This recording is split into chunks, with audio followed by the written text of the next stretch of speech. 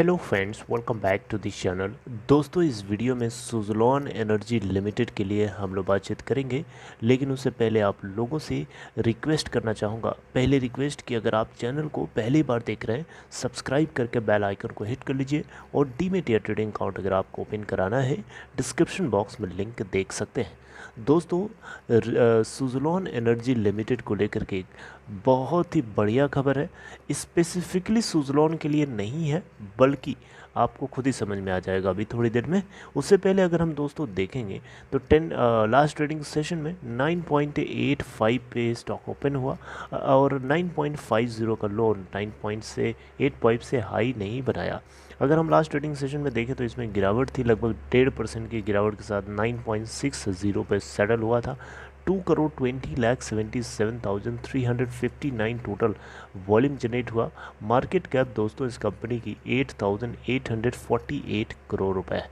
इसका 52 week high है 13.10 का और लो है 3.45 का। दोस्तों, एक बहुत ही बढ़िया खबर है। ये खबर पूरे रिन्यूएबल सेक्टर के लिए अप्लाई होती है। मिनिस्ट्री ऑफ पावर, जैसा कि आपको पता है, ये पावर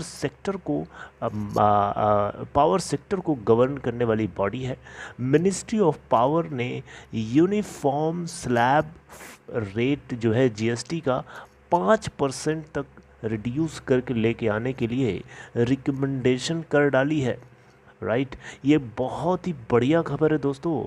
रिन्यूएबल एनर्जी कंपोनेंट्स का क्या मतलब है यहाँ पे? सीधा सा मतलब है रिन्यूएबल एनर्जी कंपोनेंट्स मतलब जो जो कंपोनेंट्स इस्तेमाल होते हैं। अब यहाँ रिन्यूएबल का मतलब सिर्फ विंड नहीं होता है, इसमें सोलर भी आता है। तो सोलर एनर्जी को जनरेट करने के लिए जो सोलर पैनल होता है, उसके अलावा जो जो उसमें कंपोनेंट्स इस्तेमाल किए जाते हैं, वो सभी के सभी रिन्यूएबल एनर्जी कंपोनेंट्स में देखे जाएंगे। विंड एनर्जी में जो विंडमिल होता है, उसमें जो कंपोनेंट्स चाहिए होता है, उन सभी को रिन्यूएबल एनर्जी कंपोनेंट्स की कैटेगरी में देखा जाएगा। तो इस तरीके से जितने भी रिन्यूएबल एनर्जी से जुड़े हुए कंपोनेंट्स हैं, उन सभी के ऊपर 5% तक जीएसटी रेट जो है लगाने की रिकमेंडेशन करी जा रही है मिनिस्ट्री ऑफ पावर की तरफ से। अब आपके दिमाग में क्वेश्चन आ रहा होगा कि इससे पहले रेट क्या था, है ना?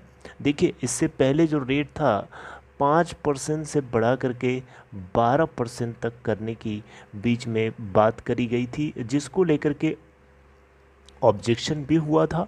लेकिन आपको पता है, ऑब्जेक्शन होने से कुछ होता तो है नहीं, क्योंकि अल्टीमेटली सरकार जब फैसला लेती है तो ले लेती है, और उसके बाद जो है जब उसके कॉन्सेक्वेंसेस देखने को मिलते हैं, तब सरकार को समझ में आता है कि हाँ, फैसला मेरा गलत था।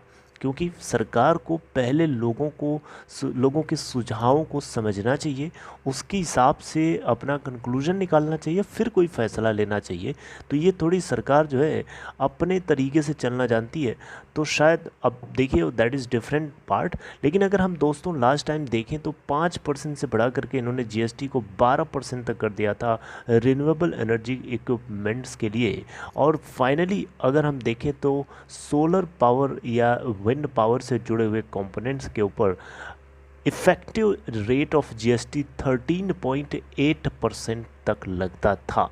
जी हाँ, 13.8% तक जीएसटी लगता था।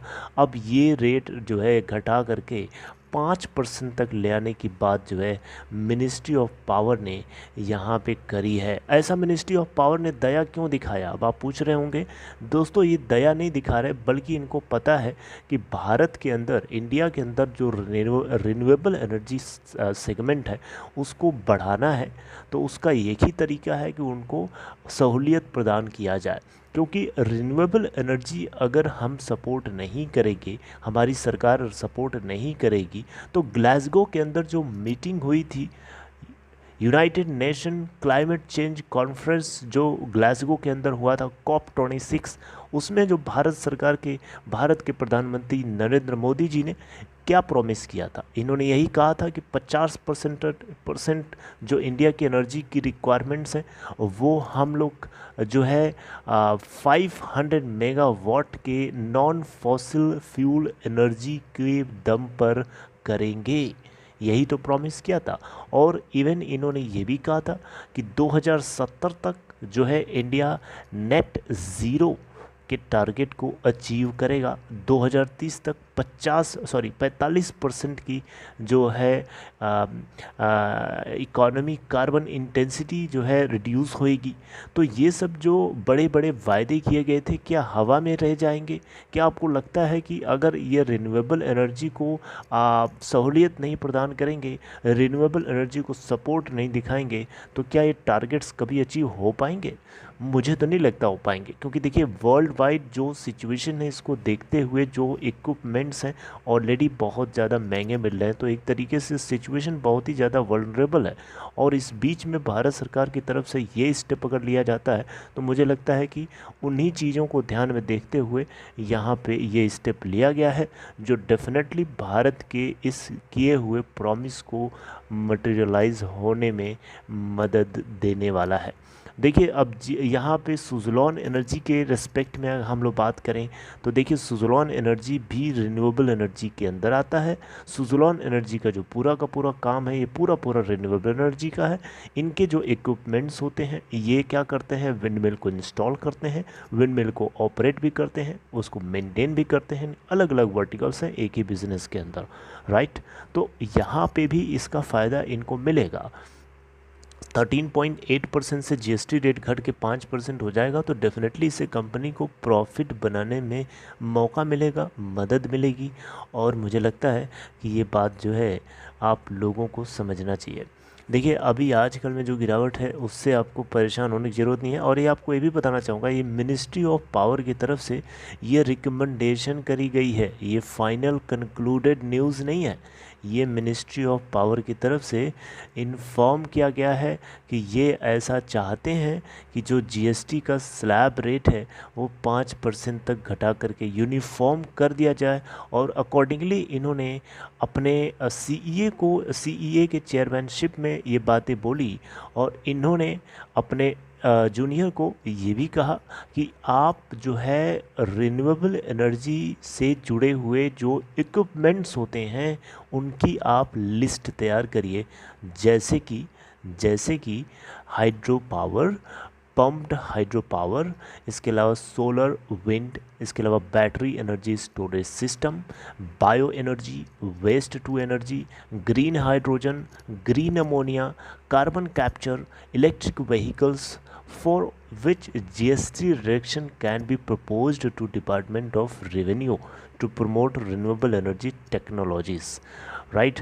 तो दोस्तों आई होप मेरी बात को आप कैच कर पा रहे होंगे। मैं बोलना क्या चाहता हूँ, मैं कहना क्या चाहता हूँ, दैट इज़ वेरी इंपॉर्टेंट। मेरे कहने का मतलब सिर्फ़ और सिर्फ ये है कि रिन्यूएबल एनर्जी को सपोर्ट करने के लिए भारत सरकार के तरफ से कुछ कदम उठाए जा रहे हैं, जो कि ज़रूरी भी है। दुनिया की सिचुएशन को देखते हुए, फ्यूचर के ऑब्जेक्टिव को ध्यान में रखते हुए बहुत ज़रूरी है। तो दोस्तों आगे कोई और अपडेट आएगी तो हम उसको डिस्कस करेंगे, लेकिन ये एक अपडेट थी जो मुझे लगा कि आपको रिन्यूएबल एनर्जी सुज़लोन के रिस्पेक्ट में पता होना चाहिए। चलिए, अगर आपका कुछ सवाल सुझाव या कुछ क्वेश्चन है आप पूछना चाहते हैं, आप बताना चाहते हैं, कुछ शेयर करना चाहते हैं, कमेंट बॉक्स में आप भी अपने बात को रखना चाहें रख सकते हैं। Okay friends, see you next time. Till then, take care.